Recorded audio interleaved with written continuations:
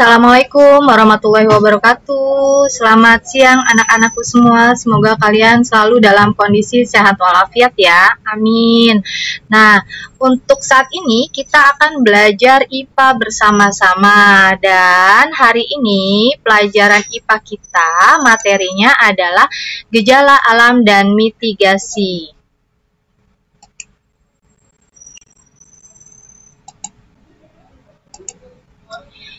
Nah, untuk gejala alam dan mitigasi ini, silahkan kalian simak baik-baik dan pahami ya. Nah, di sini yang pertama kali Ibu akan menjelaskan tentang jenis dan karakteristik bencana alam. Dan adapun untuk kompetensi dasarnya, yaitu menganalisis jenis dan menanggulangi bencana alam melalui edukasi, kearifan lokal dan pemanfaatan teknologi modern, membuat sketsa, denah, dan atau peta potensi bencana.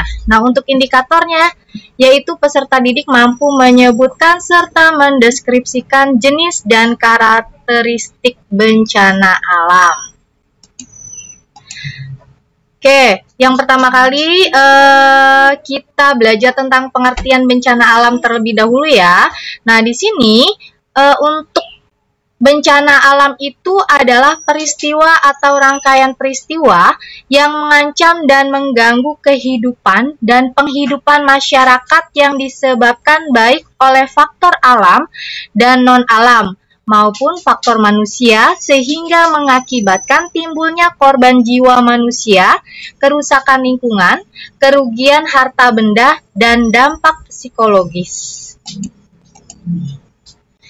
Nah, untuk pengertian mitigasi bencana alamnya itu adalah upaya yang dilakukan terus-menerus untuk mengurangi resiko bencana sehingga dampak yang ditimbulkan bencana dapat ditekan sekecil-kecilnya. Nah, ini adalah pengertian dari mitigasi bencana alam. Nah, di sini ada jenis-jenis bencana. Nah, di sini ada bencana alam, misalnya ada gempa bumi, letusan gunung api, tsunami, banjir. Nah, untuk bencana non-alam, itu ada epidemik, gagal teknologi, gagal modernisasi, wabah penyakit. Dan untuk bencana sosial, yaitu yang disebabkan oleh manusia, ini adalah konflik sosial dan teror. Nah, yang tadi itu untuk bencana alam itu pasti disebabkan oleh alam ya. Nah, untuk bencana non-alam itu disebabkan oleh non-alam. Nah, sedangkan tadi bencana sosial disebabkannya oleh manusia. Nah, di sini untuk yang pertama adalah gempa bumi. Nah, untuk gempa bumi kita bisa lihat di sini karakteristiknya. Yang pertama adalah bergetarnya lapisan kulit bumi, tidak dapat diprediksi, terdapat gempa bumi vulkanik dan tektonik, dapat menyebabkan tanah longsor, kebakaran, bahkan tsunami. Nah, dampaknya langsung yaitu kerusakan dan korban jiwa.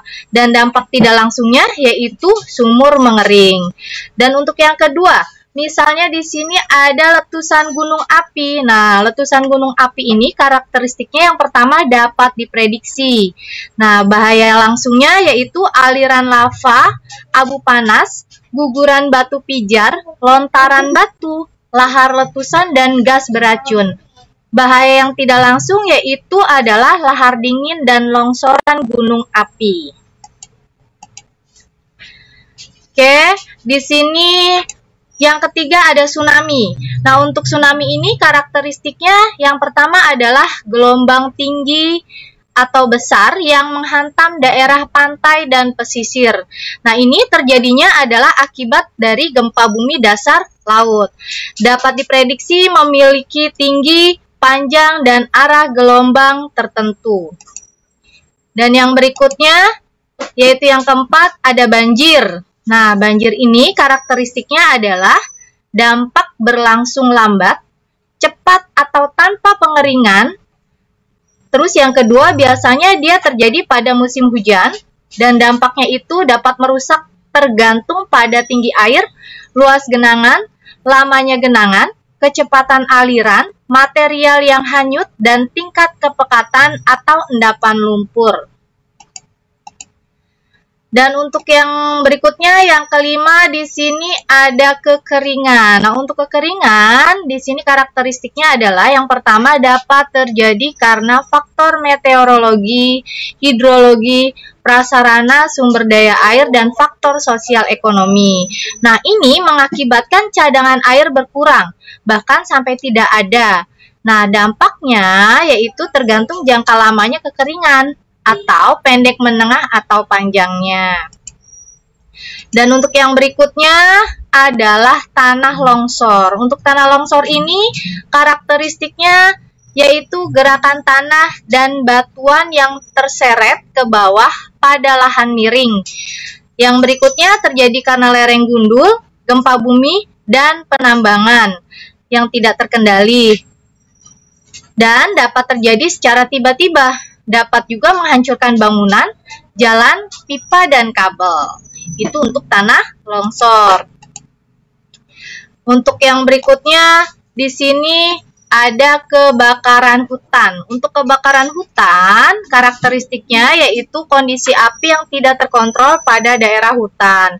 Nah, ini dampaknya adalah hilangnya keragaman hayati, terjadinya penyakit saluran pernapasan, menghambat transportasi, dan jarak pandang semakin dekat. Untuk yang berikutnya adalah angin puting beliung. Nah, angin puting beliung ini karakteristiknya adalah angin yang berputar dengan kecepatan lebih dari 60 sampai 90 km per jam. Nah, ini dapat berlangsung selama 5 sampai 10 menit dan terjadi akibat perbedaan tekanan sangat besar. Nah, ini gejalanya adalah udara terasa panas, terdapat awan cumulus dan cumulonimbus di antara awan cumulus, ranting pohon, dan daun bergoyang cepat.